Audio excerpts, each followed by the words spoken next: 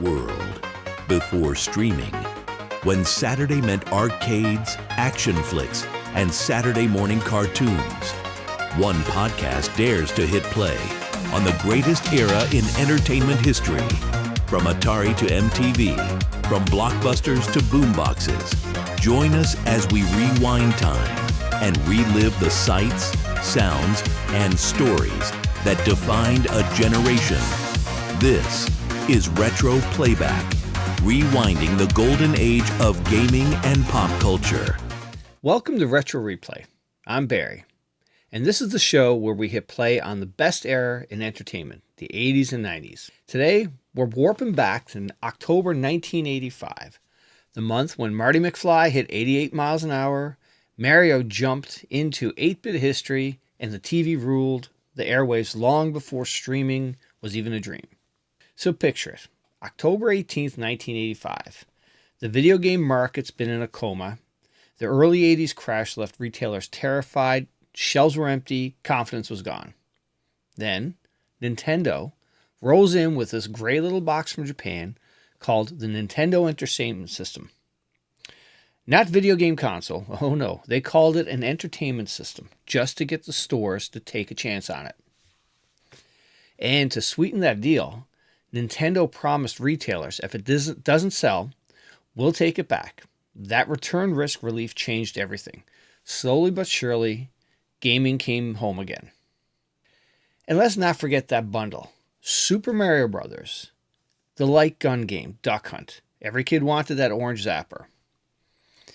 And, where I grew up, on the east coast of Canada, I still remember seeing those gray boxes behind the glass at our grocery store. Couldn't afford one, but the grocery store rented them out on weekends. We'd pool our money, grab some snacks, pop as we call it in Canada, and have an epic Friday night sleepover and game till the wee hours in the morning. And that square controller, it was brutal. It left those perfect little indentations in your palms after hours of button mashing. And for you, what's your first Nintendo memory? Here, look at this ad that we have. $99.99. It came with, they called it the Nintendo Action Set. The base, the NES base, 2 controllers, Zapper light gun, Super Mario Brothers, and Duck Hunt. And of course the AC adapter and hookup accessories, which was back then, it was an RF connector. There's no HDMI. I don't even know if there was a composite video output on this thing.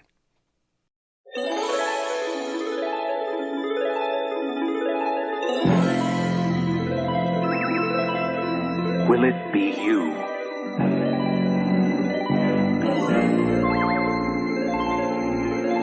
Will your family be the first to witness the birth of the incredible Nintendo Entertainment System?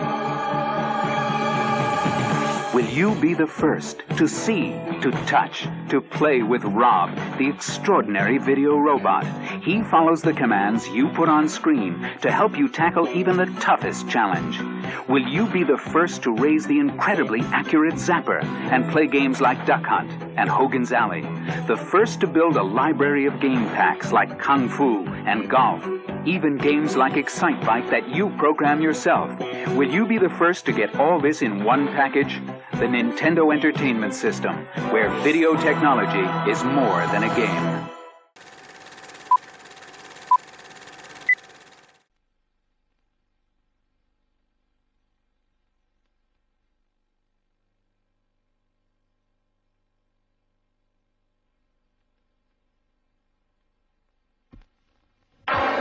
Steven Spielberg presents Back to the Future, a Robert Zemeckis film. Marty leads an ordinary life. No McFly ever amounted to anything in the history of Hill Valley. Well, history is going to change. And 1985 is not his year. But Dr. Brown is about to change all that. Are you telling me you built a time machine out of a DeLorean? He's sending Marty 30 years back in time. It's a flying saucer from outer space! Now, he's trapped in the past. It's got to be a dream. About to meet Chocolate. his future father. He's a peeping Tom. Wow! And he's making an impression on his mother. He's an absolute dream. And he can sleep in my room. Anything you do could have serious repercussions on future events. Now he's got to make his mother and father fall in love. For crying out loud, I haven't even been born yet. And only Dr. Brown can help him get back to the future. Are you telling me that this sucker is nuclear? Precisely. Michael J. Fox, Whoa, this is heavy. Christopher Lloyd, There's that word again, heavy. Why are things so heavy in the future? Is there a problem with the Earth's gravitational pull? Back to the Future.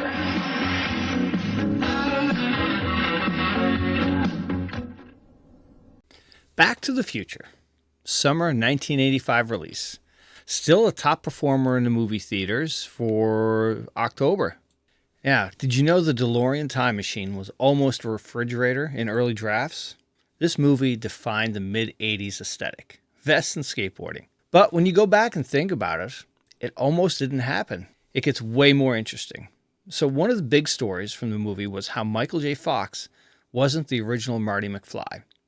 They actually shot for weeks with Eric Stoltz as Marty. Now, Stoltz was in Mask with Cher, Some Kind of Wonderful, and also Pulp Fiction. We're talking full scenes, real production days, and then everyone realized it just wasn't working.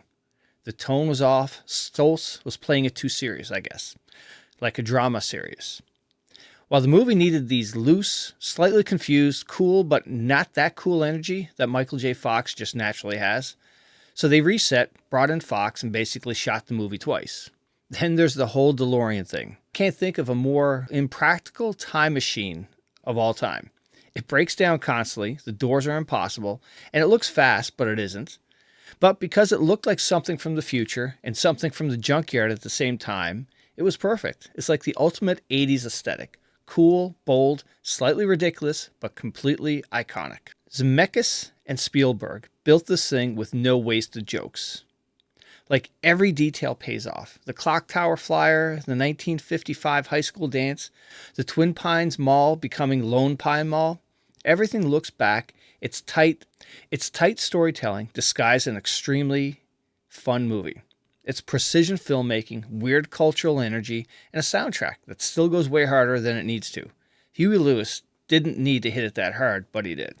Still one of the great movies from the 80s. And still a fun movie to watch today.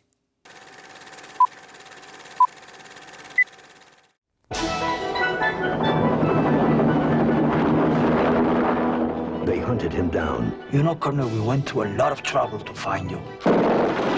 They murdered his friends. And they took the only thing he would kill for.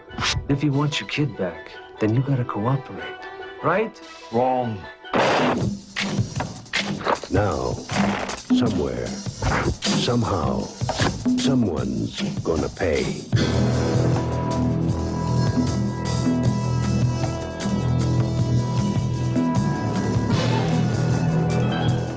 Do you think that he is going to give us any problems? You'll do exactly as he's told. Hasta luego, fellas. You're a funny guy, Sully. That's why I'm going to kill you last. Are you gonna tell me what's going on or what? No. Don't disturb my friend. He's dead tired. What are you doing? Helping you get her back.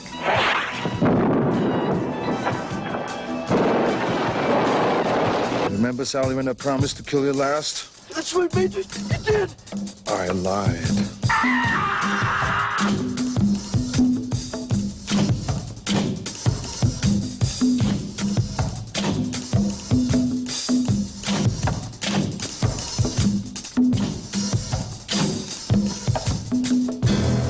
If it's a mission no man can survive, he's the man for the job. Arnold Schwarzenegger, Commando. Let's party. Let's dive into one of those 80s action movie gems, Commando. From the opening moments with Arnold Schwarzenegger as John Matrix, the stakes, the explosions, the lines like "I'll be back," it's pure, unapologetic 80s action.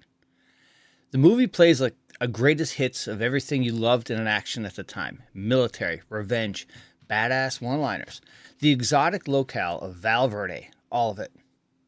The casting of Ray Dawn Chong as Cindy, who is Tommy Chong's daughter from Cheech and Chong, iconic 80s comedic duo, and how the dynamic is weirdly both straightforward and off-kilter. The father-daughter rescue plot is handled with such seriousness, yet you're watching something with a sense of fun you can't help but admire. Also, Bill Duke as Bennett, the bad guy who talks about the whammy, the crazy legs, and the apricot. The bad guy mustache stuff is so over the top, and they relish Bennett isn't just a generic villain. He's flamboyant and has swagger. He's in his own zone, and that makes the stakes higher and also funnier. Part of the movie's charm is how Matrix just runs around killing mercenaries with everything from machine guns to hand grenades to helicopters. Val Verde is the fictional Latin American country that keeps popping up in 80s and action movies. It's like the go-to scripted bad place when you don't want to name a real country and risk politics. Val Verde is basically the worst behaved country in film geography. You know it's going to erupt, you know the hero lands there, things blow up, and somehow it all ends up okay by the movie's end. It's part of the fantasy, and Commando nails that. Sure, the special effects haven't held up like some films from that era, and the plotting is basically an excuse to blow stuff up and rescue a kid. There's no fat in this movie. You don't spend 10 minutes debating motives. You spend 10 minutes mounting a massive assault. Watching it today, you can feel the simplicity of the stakes. Father, daughter, mercenaries. Get my daughter back or else. And there's something pure about that. That simplicity is the strength. A shallow version of Taken, and I mean shallow. The idea of John Matrix not being a sympathetic hero in the traditional sense, yes, you root for him, but he's built like a tank. He kills tons of guys, he's larger than life, and yet you accept it because the movie is larger than life. If you tried to do this character in a modern realism-based action film, you'd have issues. But in 1985, this was ideal, and that's why it remains fun. The movie understood what an audience wanted at the time. A hero so confident he sprays bullets like it's garden hose. Villains so smug they deliver monologues. Locations so bold you can't believe they exist. So if you're revisiting Commando or seeing it for the first time, keep an eye on those things: the sheer volume of one-liners, the wild escalation of set pieces, the mustache villain swagger, and the fictional geography of Val Verde.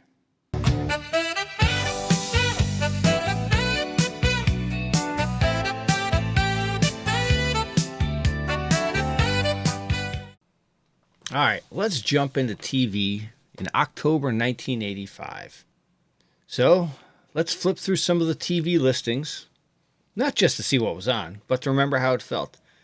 You know, the rush to catch your favorite cartoon before it ended, the theme songs burnt permanently into your brain, the weird toy commercial that somehow convinced all of us we needed neon slime and laser tag shoulder pads. And of course, the unofficial fuel for Saturday morning, sugar cereal and vibes. We're talking He-Man, Thundercats, Snorks, Smurfs, Scooby-Doo, and whatever regional weirdness your local station snuck in. So grab your cereal and get comfy. The TV is warming up. This is Saturday morning, the way it was meant to be. All right, so let's kick it off. 6 a.m., I can't say on a Saturday morning back in 1985, I was out of bed. Probably 7 o'clock time was when we were rolling out. But it looks like, 6 a.m., we had the Cisco Kid. Black and white Western show with the Cisco Kid and his sidekick Poncho. I guess a lower end version of the Lone Ranger. As we scroll through this, let's see what else we got. Of course, you got Jimmy Swaggart. And then we roll into what else sticks out here at 6:30 in the morning. 6:35, Get Smart with Don Knotts. Sort of like the, before Inspector Gadget, the cartoon, you had Don Knotts. And then 7 a.m. we kick off with Bugs Bunny Looney Tunes Comedy Hour. This is a staple for Saturday morning cartoons. All the shenanigans that Roadrunner would get on with Coyote, Bugs, Porky Pig, Snorks, sort of an underwater version of the Smurfs. Berenstain Bears, again we got some Bugs Bunny. And we roll into around 7:30 time frame. Let's see what else. Tom and Jerry, Rawhide, another ton of Western shows back in the day were on Saturday mornings. Bonanza. At 8 o'clock, we're starting to get into prime time. We got the Smurfs, another 80s classic staple. Jim Henson and the Muppet Babies. Wrestling, I don't know about wrestling starting at 8 a.m. Normally, when I saw wrestling, it was about 11 a.m. Robotech, another classic. Rolling into the Superpowers team. Hulk Hogan, Rockin' Wrestling. I think wrestling was probably on the tail side of its prime here when you start busting out cartoons with the WWF folks back then. Let's see what else we roll into. Lassie, I can't say Lassie was going to grab our attention on Saturday mornings. So then we roll into the Ghost of Scooby-Doo. There's always some flavor of Scooby-Doo going on, whether it was, Scrappy-Doo had his own show. The Punky Brewster cartoon, can't say I was a fan of that. Lone Ranger, a little prime time for Saturday morning. Then you started rolling in with some of the outdoor shows, a hunting show or a fishing show. Again, for like a 12-year-old kid, can't say I was firing that up. Then it was rolling at 10 o'clock.